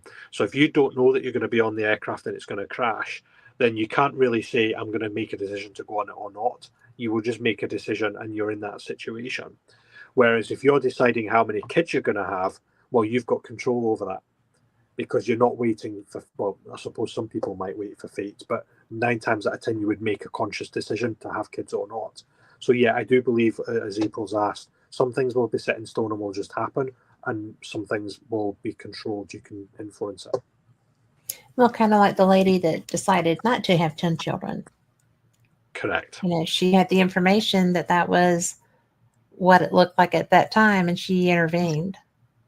Yeah. So, yeah, and that's what I often do if I'm trying to give somebody guidance. If they ask for that during a reading, I'll say, well, let's look at a couple of different situations and possible outcomes. If you do this, then Spirit says this is what is likely to happen. If you do this, then this is what is likely to happen. But usually there's actually a third choice, because people are trying to use their logic brain to make a decision. It's like, do I do this or do I do that? It's like, which of those two things should I do? Actually, sometimes the best thing is to do nothing. Leave it for a certain period of time. I always say, you know, you have to put a fixed time on it. Don't leave it forever, otherwise you'll be stuck forever. But give yourself maybe a month or 6 months. I'd say by the end of those 6 months, I will make a decision. And 9 times out of 10, by the time you get to the 6 months, your intuition's already telling you what you need to do. So you'll know straight away which of those two things to do. But 6 months ago, you perhaps didn't. So you have to allow your intuition to build up over time. well, I'm the world's worst about, if I don't want to do whatever it is that my intuition is saying, I will put it off indefinitely. If it's going to be difficult, or if it's something that I'm intimidated by, which I know shocks a lot of people, that I do have, things that intimidate me. But it's so change is frightening, and making a sea change is very frightening. When someone comes to you, first of all, when people come to you, can you read anyone, everyone? Most yeah, most people, yes. There are occasions where I can't read somebody, and it may be the energy just doesn't connect or it's not quite right. It's what I call human Wi-Fi. So being able to read somebody, it's you have to have an established connection, but sometimes the connection just doesn't happen. Perhaps the person is really closed off, so you're trying your best to give them information, and it's just like they're just not receiving it. So that doesn't happen. Or it could be that somebody's particularly vulnerable or going through a very emotional time, and for whatever reason spirit doesn't want you to speak to them. Or there's occasionally I'll get like a hand that's waved in front of my face. If you imagine that kind of movement, when I see that, that's my sign from spirit that I need to close my mouth and shut up. It's like, don't say anything to that person, because what you are saying to them, they've got complex mental health problems. What you're about to say to them is they just can't handle it. So not everybody is ready to receive information, so it won't happen, it won't connect. So that is a thing. But 9 times out of 10 I can actually pass on a message of some description. I can get something for somebody. That's interesting, because that means that your frequencies are just Yeah. Can you shut off? I mean, you said that your wife asked you if you shut down. Yeah. So I can shut off to an extent. It never completely stops. It's more like a filter. It's like I apply the filters, if you like, rather than close the gate. So I can filter things out. If I'm open and I'm in a room with people and I'm like, pick things up for them, I'm like, show me stuff, I'll go around and I'll pick things up. But if I'm in a busy room and I'm preoccupied or I'm doing something else, I'm with the kids or picking something up, I might get less, because I have to be open to it as well. And if I've got the filters on, whether I realize it or not as much information comes through. So there is an element of self-preservation in that. But like we said earlier on, Kat, sometimes just unexpected things happen, and I'll do things without realizing it. I mentioned the police thing. I'll tell you one of the police stories, because everybody's Oh, probably yay. like, Thank you. yeah. So this is one of the times where I've had the utmost fear because of what I've done. So I was crossing the road. This was a number of years ago, crossing the road in the local town, and there's a young lady beside me as I'm about to cross the road. So we're standing at the edge of the pavement, and I didn't even realize I was doing this. I just turned around and I grabbed her by the arm, and I started just lecturing her. I just said, "If you do it, your mum will never forgive you." And I said, the whole point is your mum will never forgive you. And I realized what I'd done as soon as it happened, and I let her arm go, and I'm like, "Oh, I'm really sorry." So I then scuttle off. So I go back to the car in the car park where it's parked, and I'm saying to my wife, "You'll never guess what I've done." And my wife's like, "That's it. You'll be on CCTV. The police will be at the door and for assault and all of those kind of things." Anyway, luckily that did not happen. But the young lady tracked me down. She obviously found out by whatever means who I was, and she sent me a message. What I didn't know at the time is that her mum had recently died. She was really struggling, and she was contemplating taking her own life on that day, and she was thinking about how she could take her own life. So for me to stop her and put my hand, physically touch her, which I would never normally do, and physically touch her and say, "If you do it, your mum will never forgive you." That just came straight out of my mouth without realizing it. So, so those things can happen unexpectedly. I was crossing the road to get my lunch from the local deli shop, the local bakers. I was getting a roll or something. I wasn't expecting that, and it just happened instantaneously. I wasn't open. I wasn't necessarily closed. I was just being me, and it just happened. That was such a blessing, though. Yeah, and it happened for a reason. They always do, right? Yeah. I mean, I find that they always do. Yeah. That's pretty intense. even if you don't always realize it at the time, so these things are said or things are done, and it could be weeks or months later before the consequences of that actually come out. Luckily, in my experience, it's always been a positive consequence, but there's always the opportunity for it to be negative. And I advise many developing mediums or those that are new to mediumship just to be really cautious if you can catch yourself. And this is one of the reasons that I have done platform mediumship in the past. So for the Spiritualist Church or a charity event where I've been on stage, I think the largest audience I've done was maybe 500 people or thereabouts. So I've done quite large audiences. That is huge. And I can do it, but I don't like doing it because stuff just comes out of my mouth, and I would be really, really worried about saying something in a public forum that is perhaps very personal to somebody. And my mouth does get me into trouble in those circumstances, which is why I don't do it these days. It's not because I can't do it, it's because I don't like doing it. Well, that's okay. Stuff comes out of my mouth that surprises me all the time. So yeah, it comes in. You just have to say it, Kat. You just have to say it. Well, it always is a surprise. Not always. Sometimes I'm like, well, like I told you, I can't say that. I had a lady that asked me for a reading, and I'm like, she worked at my doctor's office. I was going in. I'm like, why would you think I do readings? I mean, seriously. And one of the girls that works with her knew that I was a paranormal investigator, so I guess she thought they went together. But not every ghost hunter is a psychic, just so everyone listening knows that.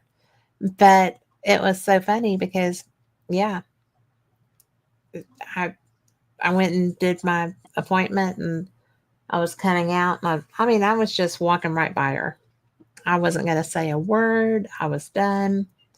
And it wouldn't let me go out the door. And it was so rude because I was just like, this is not me saying this. Okay. You asked for this. And it just, suck it up, Sally. And I'm so sorry. I'm so sorry. And so I turned around and she let me get back to the door. And she said, you want to know about Sally? I was like, there's a Sally? And there was. It was her dad or grandpa, whoever her male figure was, had a truck. He drove a truck. And here, truck drivers are very attached to their vehicles, and they name their trucks. And his truck was named Sally. And anytime when they were little and they would whine about not wanting to do chores or whatever, he would always tell them, better suck it up like Sally. She just sucks that up and gets right up that hill. You better be sucking it up too. And I was like, get out of town. Okay. And again, that was one of those things that somebody asked me. I was asked to do this. And I'm like, I don't do readings. Why would you even ask me that? I'm not that person. Do you see anything here that says medium, psychic, I know things? No, you don't.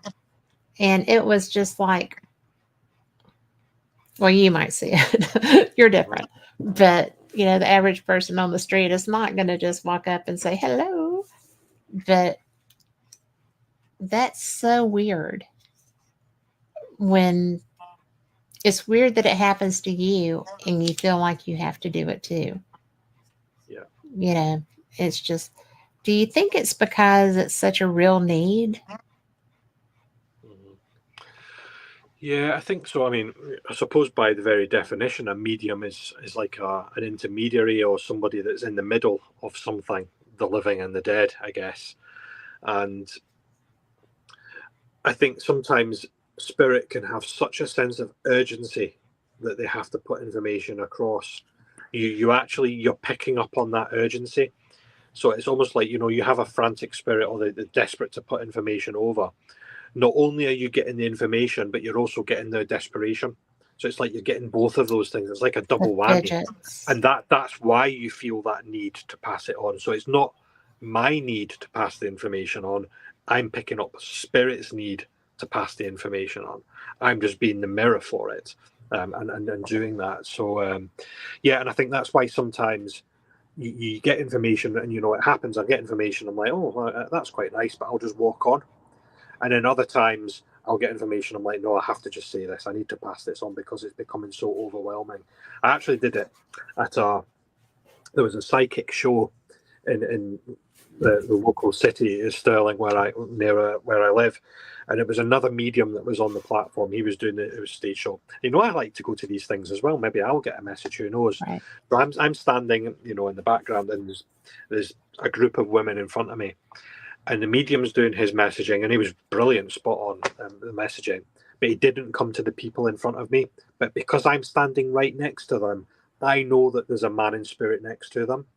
And I know that he's the husband of one of the women. I know that he's the father of one of them. And, I knew the connections. And I could see how he was dressed. And he's basically waving at me like this. And he's going like this. He's like, so I know he's desperate to speak to them. But he can't get into the medium up on the stage because the medium's got a queue of people trying to speak to him. So this guy's like, oh, I've got no chance of speaking to him. Oh, wait a minute, there's a medium there. I'll speak to him. Yeah. It's that path of least resistance thing. So I'm getting this, and I'm like, oh my God, and I'm like, with the people next to me, I'm like, I'm desperate to pass a message on to those people. And I'm like, just do it. And I'm like, I can't do that. It's somebody else's show. Anyway, I did wait until the end of the show, and everybody's departing and leaving. And I thought, I'm just going to go up to him. And I felt really awkward. And I'm going on, and I'm like, excuse me, I just want to speak to you for a minute. And I'm a medium, and I just want to say, and it all just came blurting out. And they're all like, thank you so much. We really needed that. Oh my gosh. We've got a lot of stuff going on in the family. This man had passed over. We really needed it. That's why we came across. We were so disappointed not to get the message from the medium. So not only am I getting the desperation from spirit, that human Wi-Fi, I'm picking up on the desperation of the group of women to get the message. The energy's just connected, and I was right in the middle of it, and that just happened. That's so neat. Yeah. That is so neat. When you did the event with the 500 people, was that like just a gallery reading where it was just luck of whoever got their reading? Yeah. Large audiences are very different, and I guess there's spirit connect and do different things when they come through. I go through a bit of a checklist, and some of them will come in and just give you the name, and that's the worst possible thing, because they'll come in and they'll say, my name's John. Now, could you imagine me standing on a stage with 500 people? Who knows John in spirit? And it's like, oh, I know a John in spirit. So I always like, well, give me a bit more information. Even direct me. Am I in that part of the room? Am I in the upper gallery? Am I in the bottom gallery? Am I on the left? Am I on the right? Am I looking for a male? Am I looking for a male? Sometimes I might give them more information. So they might say, my name is John, and I'm looking for Samantha, and she's sitting over in that area of the room. So, you're looking for multiple instances of information to try and narrow that down. They don't always give that.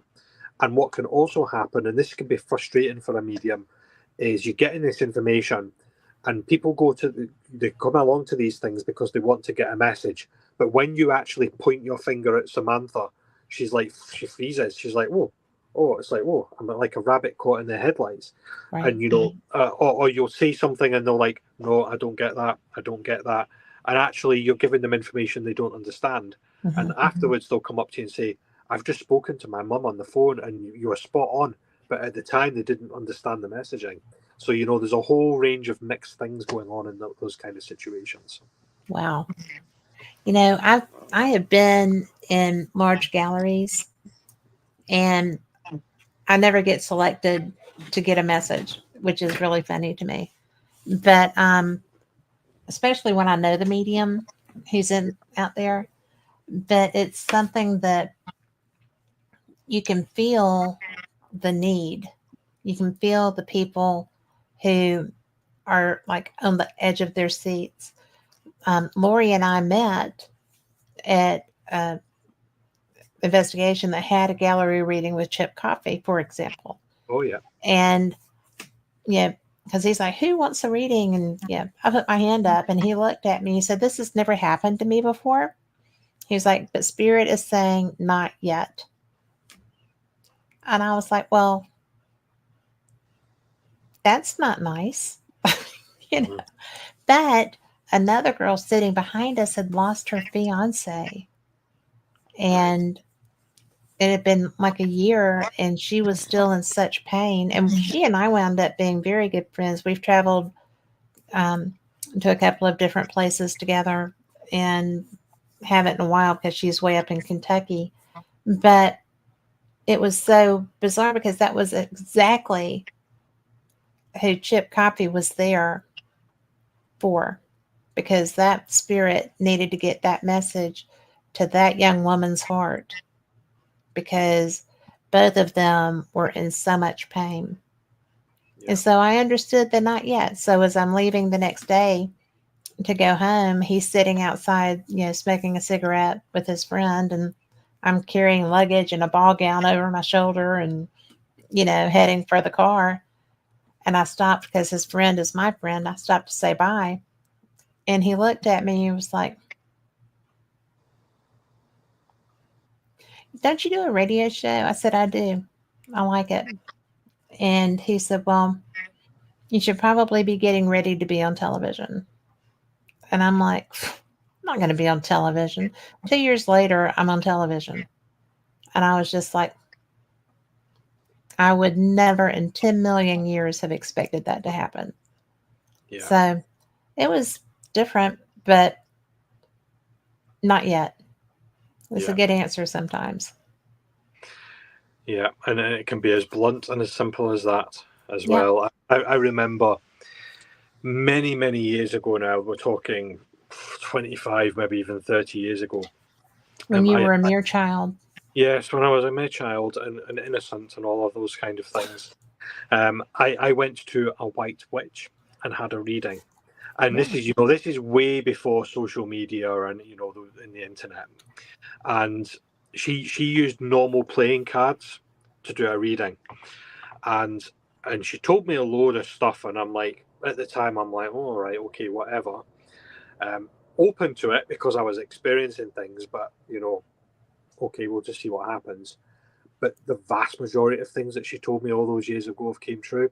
And she told me at the time, when I sat down, she looked at me, she looked at her cards, and then she put her cards down and she went, "You can do what I can do."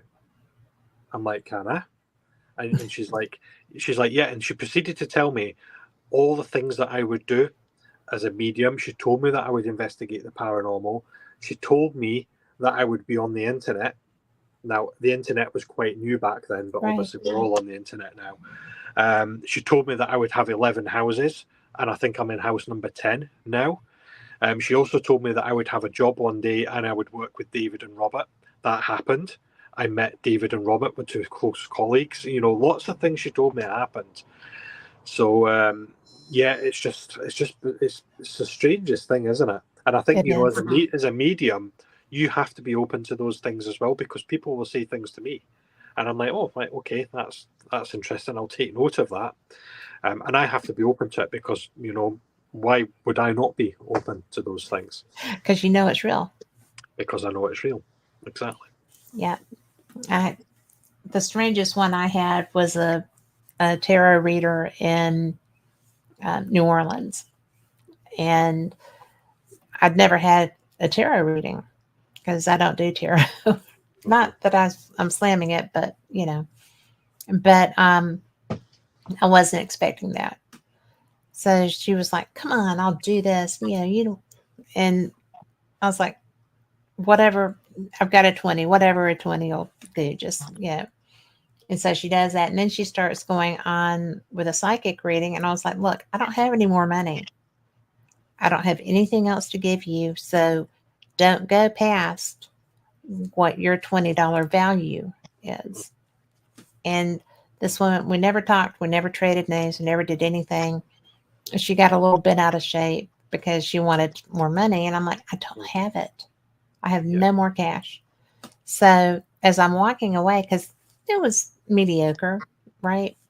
And as I'm walking away, I am almost across Jackson Square from her, which is like where St. Giles Cathedral is, that big open area.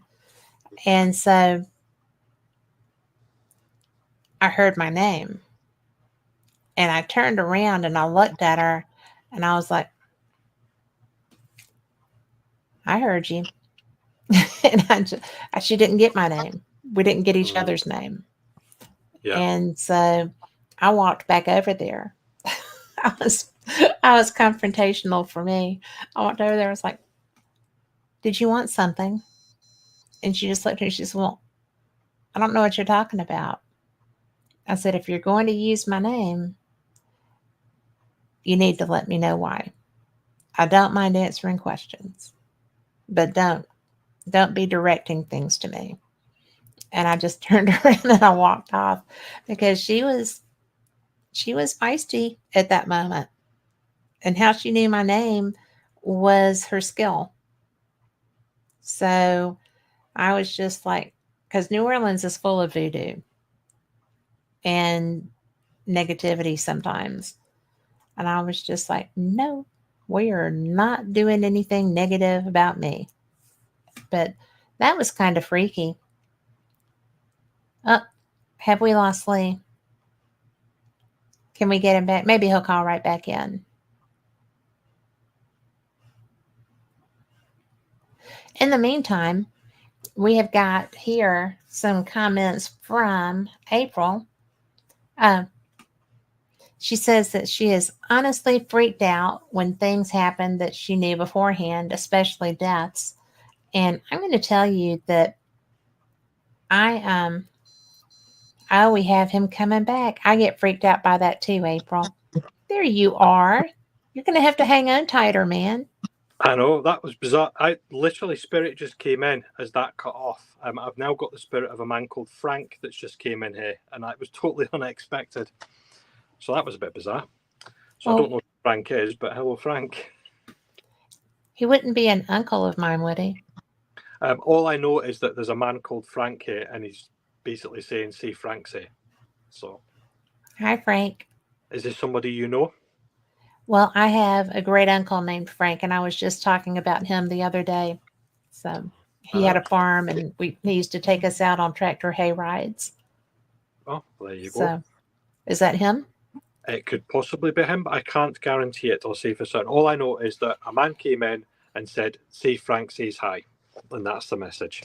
Okay. So there we go. Did you see what he looked like? I can't tell you what he looks like, but I can tell you that he feels quite big because I feel as if I'm getting crowded in. So it's quite a big guy. Is he trying to get on camera? He's kind of crushing me off a little bit as he's coming through here. Well. Yeah. Well, if that is my uncle, hello. Yeah. Did he used to wear a hat? Because I feel as I've got some sort of hat on. Like a ball cap and... Yeah, I feel like I want to take it off and just sort of wipe my brow. So yeah, because he was a farmer.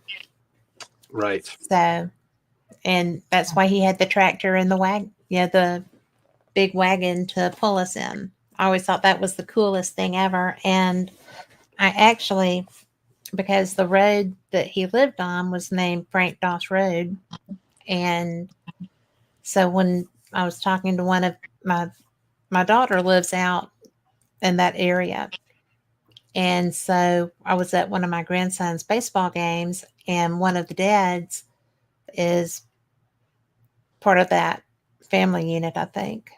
So he was like, were you out here? I was like, I was. And, my dad's uncle lived on Frank Doss Road. He was Frank. And some of my best memories were him pulling us around in a hayride. So maybe that's him. Maybe, yeah. I mean, the only other thing that I can add, and this is, just one of these instances where it's so bizarre, I'll just say it anyway. Are you aware of, did he used to make his own rope? Are you aware? Because I feel like I've got like lots of like thread, and I'm making some sort of rope with it. It would not surprise me, because if that's him, he had, including him, either 12 or 13 siblings in that family. Right. And each of them had a trade. My granddad and my grandmother each had large families like that. And each child on each side had a trade. We had masons, we had electricians, we had, one had a lumber yard, one made brick. Yeah. And that's how they built each other's houses. They all worked together to build their houses, electricians, plumbing, all of that. So they were both from very large families. Yeah. And it was, he was very cool. His son, which was my dad's cousin, also Frank, was somebody that was a lot of fun to be around. Yeah. So they were a prolific Yeah. family. It's certainly a character, put it this way. Yes. Well, I hope that's him. I hope that that's who I think it is, because it's just funny, and it could be because I was just speaking of him this week. Yeah. And that happens as well. You speak about them and they'll come forward. Yeah. That certainly happens. But I will take it. Yeah. Oh well, So, that was an unexpected bonus. well, I'm sorry that he was kind of barreling over you. If he is he Yeah. gone? He's still here, but he's just in the background. I would say he's quietly in the background, but he's not being quiet. I can't hear what he's saying, but I know that there's stuff that's coming. It's like he's trying to give things. Yeah, he's trying to sing as well, but not doing a particularly good job of it. Well, if he is related to me, you got to know he's feisty. That apple didn't fall far from a tree. Yeah. But, I have had just the best time with you. You're going to have to let me know if he lets you know that he's related to me. I will do. So. Well, if he decides to stand over me in the middle of the night and give me any more information, I will certainly pass it on to you. Well, you'll have to tell him that he has certain hours. Yeah. But Tom McNicholas says our background is making him dizzy. That's funny. If he pays attention, he might see a critter in the background too. But I am so fortunate to have you as someone I count as friend. Thank you for that. Yeah. And thank you for giving me free reign with conversation topics, because I just find you so fascinating. Yeah. And I appreciate that. Yeah. It's been wonderful to talk to you. I think so too. I've just enjoyed you so much. And so you are the real Lee Dunn. What is your? I'm trying to pull it off the top of my head. Lee Dunn official. Yes, Lee Dunn official. Yeah. .com. That's me. And you can find all of his books on Amazon under Mr. Lee Dunn, which I'm so glad that you did that, because it's easy to find, because there was another Lee Dunn that was nothing at all like you with his writing. And so I just kept perusing until I found all of them. And I think that you're such a versatile writer. Everybody needs to go get these books. And if you do put together that primer, or whatever you're going to wind up calling it, I definitely want that, but it can't be too much weight that I can't get it home. I can send it in the post. Well, I just I really enjoy you so much. Do you have anything you want to share before we go? It's been, it's there's my light going off again. Spirit's Probably Frank. Yeah, probably. Thanks, Frank. Yeah, it's been wonderful to speak to you. I think we're probably only just scraping the tip of the iceberg on a lot of these conversations. Yes. Yeah, and thanks for those that have asked questions and that have engaged and be patient and watched and listened to me talk as well. It's been wonderful to connect with everyone. Well, we will have to do this again sometime, because we really and truly, with all of your vast experiences, only touched the edge. So just got a toe wet. Yeah. So we'll have to do it. I'm still learning as well, and it's good to learn from other people and hear their experiences too. Well, you're the only person really that I know that I can share something with and say, "What do you think?" You know, because my husband just watches it happen and he's kind of like, "Didn't know that could happen." And I'm like, "Me either. No idea." It's just there. You know? So it's nice to be able to bounce things off of you. And I appreciate you being willing to let me too. Yep, anytime. And I will And certainly see you when you're back over in Scotland. And if I'm back in the US at all, then I will let you know. please do, because I just found out today that I'll See Paranormal is in New Orleans, which is Right. only like a 5 hour drive from me. And if I'd known that they were coming here, I would have gone to meet them. So I told them who to get in touch with down there because they were very taken with Madame LeBeau. So I was like, well, let me tell you who to talk to. Yeah, there you So go. it's just anytime you're here, I just want to know. April said, come to Wisconsin. The weather would not be adverse for you. It's cold there. Oh, is it? Well, it's cold. It's about 3 degrees here at the moment. What is So, that Fahrenheit? oh, you're testing me now. No idea. It's pretty It's cold. cold. Not quite freezing, but close to it. Yes. Well, no, thank you. That's why I come in the summer. So, but thank you again for everyone who has listened to us. We so appreciate you. You're the reason we do this, and y'all be blessed. Have a great week, and just look for the good. Likewise, you Bye. too.